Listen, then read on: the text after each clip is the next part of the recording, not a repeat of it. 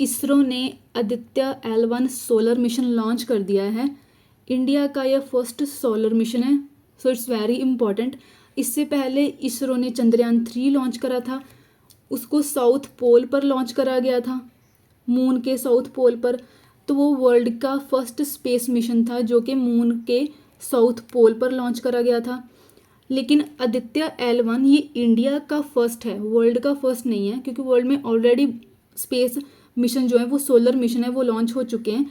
India का जो first solar mission है वो है हमारा आदित्य L1। इसरो ने इसे लॉन्च करा है सतीश धवन स्पेस सेंटर से श्रीहरिकोटा। अब ये वनडे एग्जाम के लिए इम्पॉर्टेंट है, श्रीहरिकोटा आंध्र प्रदेश में है। इसको PSLV C57 से लॉन्च करा गया है। ये एक लॉन्च व्हीकल है, थर्ड जनरेशन लॉन्च व्हीकल है, तो इसको हम PSLV XL वेरिएंट भी बोलते हैं।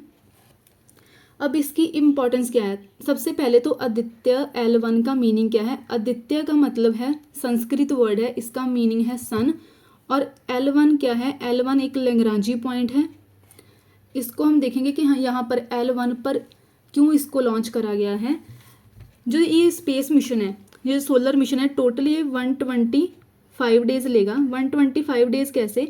सबसे पहले इसने 16 डेज के लिए अर्थ के अराउंड ऑर्बिट करना है। क्यों? क्योंकि जो अर्थ से लेकर L1 पॉइंट तक जो डिस्टेंस है वो 15 लाख है। 15 लाख या फिर 1.5 मिलियन, इतना डिस्टेंस है। इतना डिस्टेंस कवर करने के लिए इस मिशन को, इस सोलर मिशन को कुछ एक्स्ट्रा पुश चाहिए होगा। तो 16 डेज के लिए ये अर्थ के अराउंड ऑर्बिट करेगा। उस ऑर्बिट से इसको एक्स्ट्रा वेलोसिटी मिलेगी। तो फिर नेक्स्ट 109 डेज में ये L1 पॉइंट पर पहुंचेगा। अब ये L1 पॉइंट की इम्पोर्टेंस क्या है? सबसे पहले तो इनको L1 पॉइंट्स को हम पार्किंग पॉइंट्स भी बोलते हैं। L1 पॉइंट्स को हम पार्किंग पॉइंट्स भी बोलते हैं क्योंकि पार्किंग के लिए जो स्पेस मिशंस हैं, जो सैटेलाइट्स हैं, उनकी पार्किंग के लिए ये सबसे ज़्यादा बेस्ट पॉइंट्स रहते हैं। क्यों? क्योंकि इनकी इम्पोर्टेंस ये है कि इस एरिया में, इन पॉइंट्स में जो बड़ी बड़ी सेलेस्टियल बॉडीज़ होती हैं, उनकी जो ग्रेविटेशनल पुल होती है वो बैलेंस हो जाती है। अब 5 लैग्रांजियन पॉइंट्स हैं। इन पॉइंट्स की सेकंड इम्पॉर्टेंस क्या है कि अगर हम, जैसे कि 5 पॉइंट्स हैं, हमने ये तो देख ही लिया है, L1, L2, L3, L4 and L5। अब अगर हम L1 की ही बात करें तो इस पॉइंट की 2 इम्पॉर्टेंस है। सबसे पहले तो यहाँ पर क्योंकि जो अर्थ और जो सन की ग्रेविटेशनल पुल होगी वो बैलेंस हो जाएगी, तो इट मीन्स सैटेलाइट, मतलब कि आदित्य L1 जो होगा वो इस पॉइंट पर स्टेबल रहेगा। अगर स्टेबल रहेगा तो इट मीन्स वो बिना किसी भी डिसरप्शन के, बिना किसी भी इंटरप्शन के जो सन को अब्जॉर्ब कर पाएगा इस पॉइंट से। दूसरी इसकी इम्पोर्टेंस है कि जब भी सोलर एक्लिप्स होगा, जैसे कि हम ग्रहण बोल देते हैं कि हाँ आज सूर्य ग्रहण है, तो इन पॉइंट्स पर सूर्य ग्रहण का या फिर सोलर एक्लिप्स का कोई भी मेजर इम्पैक्ट नहीं होता है। उस केस में भी, चाहे सोलर एक्लिप्स भी हो, तब भी ये कॉन्टीन्यूसली जो आदित्य L1 है, L1 पॉइंट से कॉन्टीन्यूसली सन को ऑब्जर्व कर पाएगा। तो इसी वजह से ही जो ये आदित्य L1 मिशन है, इसको लैग्रांजी पॉइंट L1 पर लॉन्च करा गया है। और दूसरी चीज़ है कि अच्छा, एक पॉइंट जो कि वनडे एग्ज़ाम के लिए इम्पॉर्टेंट है वो है कि इसरो के चेयरपर्सन कौन है, तो उनका नाम है S सोमनाथ। अगर हम L1 पॉइंट की ट्रेजेक्टरी देखें तो इस इमेज से क्लियर हो जाएगा। ये रही L1 पॉइंट की ट्रेजेक्टरी। इस ट्रेजेक्टरी को फॉलो करके ही आदित्य L1 जो होगा वो इस पॉइंट पर आकर प्लेस हो जाएगा। अगर यहाँ पर देखिए हमने क्या लिखा, यहाँ पर है एक point cruise phase. Cruise phase एक ये पॉइंट है। इसका मतलब क्या है? क्रूज फेज, जब आदित्य L1 अर्थ की ग्रेविटेशनल पुल से बाहर हो जाएगा तो उस फेज को क्रूज फेज बोलेंगे। अब आदित्य L1 की अगर हम फर्दर इसको देखें तो इसमें 7 पेलोड हैं। 7 पेलोड हैं इसमें। जो 4 पेलोड्स हैं उनको हम रिमोट पेलोड्स बोलते हैं, और जो बाकी के 3 हैं वो है इन सीटू पेलोड्स। ये इसरो की वेबसाइट से ही इन्फॉर्मेशन ली गई है, तो ऑब्वियसली ये इन्फॉर्मेशन जो है वो 100% करेक्ट इन्फॉर्मेशन है। सबसे पहला जो पेलोड है रिमोट सेंसिंग पेलोड, वो है VELC। VELC क्या है? Visible emission line coronagraph. ये प्राइमरी पेलोड है, सबसे ज़्यादा इम्पॉर्टेंट पेलोड है ये। इसका काम क्या है? कोरोना की इमेजिंग और स्पेक्ट्रोस्कोपी करना। ये कोरोना को ऑब्जर्व करेगा। उसके बाद है suit solar ultraviolet imaging telegraph. ये सन का फोटोस्फीयर और क्रोमोस्फीयर को ऑब्जर्व करेगा। ये सारे के सारे सन के पार्ट्स भी हमने देख लेने हैं, क्योंकि अब ये आदित्य L1 मिशन तो एग्ज़ाम के लिए इम्पॉर्टेंट हो ही जाता है। तो अब क्योंकि ये सोलर मिशन है, तो हमें सन का भी थोड़ा बहुत पता होना चाहिए। उसके बाद जो एक रिमोट पेलोड है वो है solar low energy x ray spectrometer. इसको आप रीड कर सकते हो एक बार। देन फोर्थ है high energy L1 orbiting x ray spectrometer. ये दो चीज़ें हमारे लिए इम्पॉर्टेंट है। सबसे पहले तो अगर पेलोड्स के रिगार्डिंग देखें, दो टाइप के पेलोड हैं, remote payload and in situ payload. Remote हमने देख लिए 4 थे। देन जो इन सीटू हैं इनके भी हमें नेम ही पता होना चाहिए, क्योंकि एसएच एग्ज़ाम में या फिर मेंस में तो नहीं आने वाले हैं, लेकिन वनडे एग्ज़ाम्स के लिए ये इंपॉर्टेंट हो सकते हैं। जैसे कि अगर इन सीटू देखें तो Aditya solar wind particle experiment है। देन उसके बाद 6th है plasma analyser package for Aditya. Then 7th ये रहा, इन दोनों का आदित्य सोलर विंड पार्टिकल और आदित्य एनालाइजर पैकेज, इन दोनों में डिफरेंस क्या है कि ये प्रोटॉन्स के रिगार्डिंग है, पार्टिकल एनालाइजर प्रोटॉन, और यहाँ पर क्या है पार्टिकल एनालाइजर इलेक्ट्रॉन्स। थोड़ा सा ये डिफरेंस आप एग्ज़ाम्स के लिए याद रख सकते हैं। अब अगर नेक्स्ट इसकी हम इंडिया के लिए इम्पोर्टेंस देखें तो वो क्या है, तो सबसे पहले तो ये इंडिया का फर्स्ट सोलर मिशन है, तो ऑब्वियसली इट्स इम्पॉर्टेंट। देन उसके बाद ये सन के इफ़ेक्ट को स्टडी करेगा। हमने सन के इफ़ेक्ट को अर्थ पर जो हो रहा है उसको स्टडी क्यों करना है? क्योंकि हमारा जो सोलर सिस्टम है उसका सेंटर सन है। सन की एनर्जी पूरी की पूरी जो अर्थ पर लाइफ सर्वाइव करती है, एग्जिस्ट करती है, उसके लिए जो रिस्पॉन्सिबल है वो सन की एनर्जी या फिर सन की हीट है। तो जितनी भी सोलर एक्टिविटीज़ होंगी वो कहीं ना कहीं जो सोलर सिस्टम होगा उसमें हमारा एक अर्थ है, उस सोलर सिस्टम को भी इम्पैक्ट करेंगी। तो इसी वजह से हमारे अर्थ को भी वो इम्पैक्ट करेंगी। तो अगर इतना ज़्यादा इम्पैक्ट हो रहा है तो इसको स्टडी करना इम्पॉर्टेंट है। दूसरी चीज़ ये स्टडी करेगा सोलर फ्लेयर्स को। सोलर फ्लेयर्स का हमारे अर्थ के वेदर पर डायरेक्ट इम्पैक्ट होता है। सोलर फ्लेयर्स का इन्फ्लुएंस ऐसा होता है कि अरोरा की फॉर्मेशन होती है उससे भी सोलर फ्लेयर लिंक्ड है, तो उसको भी ये स्टडी करेगा सोलर फ्लेयर्स को। दूसरी चीज़ के लिए कि हाँ सोलर कोरोना, इसीलिए ही तो इस आदित्य L1 को कोरोनाग्राफी स्पेसक्राफ्ट भी बोला गया है, क्योंकि इसका मेन काम ही सन के कोरोना को स्टडी करना है। उसके बाद जो सबसे इम्पॉर्टेंट चीज़ है इसकी कि ये स्पेस वेदर स्टडीज़ करेगा। स्पेस वेदर स्टडीज़ क्या है कि हम कितने ज़्यादा जो सैटेलाइट्स हैं वो स्पेस में हम लॉन्च करते हैं, जितनी भी सोलर एक्टिविटीज़ होती हैं वो इन सैटेलाइट्स को इम्पैक्ट करती हैं, पावर ग्रिड्स को इम्पैक्ट करती हैं। इसीलिए ही ये स्पेस मिशन और भी ज़्यादा इम्पॉर्टेंट है कि स्पेस वेदर स्टडीज़ करेगा।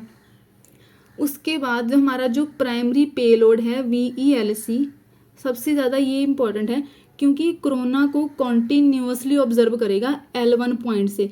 कॉन्टीन्यूसली कैसे करेगा? क्योंकि L1 पॉइंट पर किसी भी सोलर एक्लिप्स का इम्पैक्ट नहीं होगा। इस पॉइंट पर आदित्य जो सैटेलाइट है वो आदित्य स्पेसक्राफ्ट जो होगा वो स्टेबल रहेगा। तो कॉन्टीन्यूसली बिना किसी इंटरप्शन के ये कोरोना को ऑब्जर्व करेगा। उसके बाद आदित्य L1 इमेजिंग, स्पेक्ट्रोस्कोपी, पोलरीमीट्री, ये सारा कुछ सेम टाइम पर कर सकता है, बहुत ही ज़्यादा हाई रेजोल्यूशन पर। अब हम देखेंगे सन के इम्पॉर्टेंट पार्ट्स कौन से हैं। अगर हम ये मिशन सन को स्टडी कर रहा है तो ऑब्वियसली इसके पार्ट्स का भी हमें पता होना चाहिए। तो सन के कौन से इम्पॉर्टेंट पार्ट्स हैं वो हम देखेंगे। सबसे पहले आता है सन का कोर। जस्ट अ सेकेंड, ये रहा सन का कोर। सबसे पहले क्या आया? सन का कोर। इस इस कोर का मेन काम क्या होता है कि इसमें हाइड्रोजन एटम्स फ्यूज़ होकर, हाइड्रोजन एटम्स जो होंगे वो फ्यूज़ होकर हीलियम की फॉर्मेशन करेंगे। तो कोर में क्या हो रहा है, सन में फ्यूजन प्रोसेस हो रही है। देन उसके बाद जो सेकंड लेयर आती है वो है रेडियो एक्टिव जोन।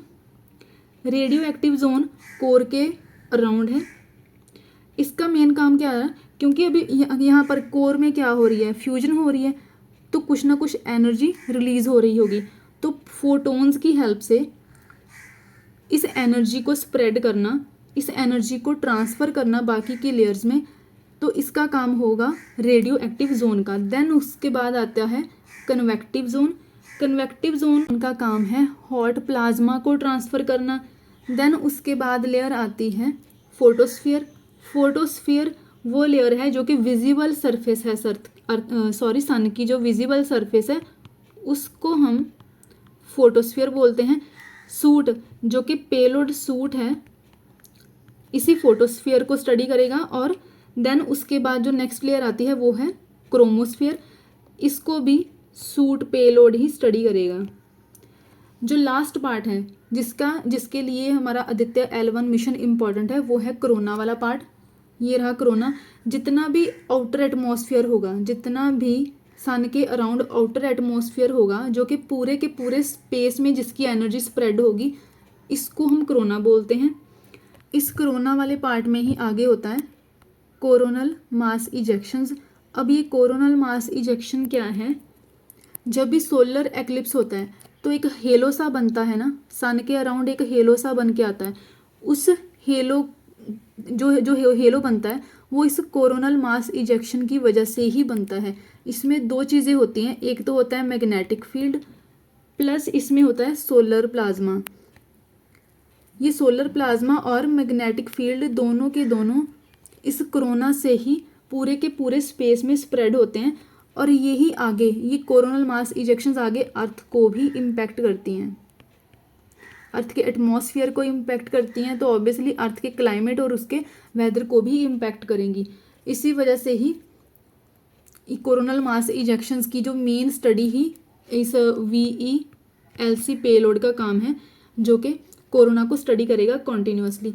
देन उसके बाद अगर हम देखें क्या ये जो आदित्य L1 है ये इंडिया का जब पूरे वर्ल्ड का ये फर्स्ट मिशन तो था नहीं, तो इससे पहले कौन से मिशन थे जो बाकी की कंट्रीज़ ने लॉन्च करे हैं। तो सबसे पहले अगर हम USA का देखें, USA की नासा ने लॉन्च करा था जो कि सबसे ज़्यादा इम्पॉर्टेंट सोलर मिशन माना जाता है अब तक का। 2018 में इसको बोलते हैं पार्कर सोलर प्रोब। नासा के अकॉर्डिंग ये वर्ल्ड का सबसे पहला मिशन है जो कि सन की सरफेस के पास पहुंचा है, सन की सरफेस के उसके रेडियस के उसकी सरफेस के पास पहुंचा है। देन उसके बाद आता है जापान का भी। जापान ने भी सोलर मिशन लॉन्च करा था, उसकी एक जास्का कंपनी है। 1981 ने इसमें जापान ने लॉन्च करा था। इसको बोलते हैं हिनोटोरी।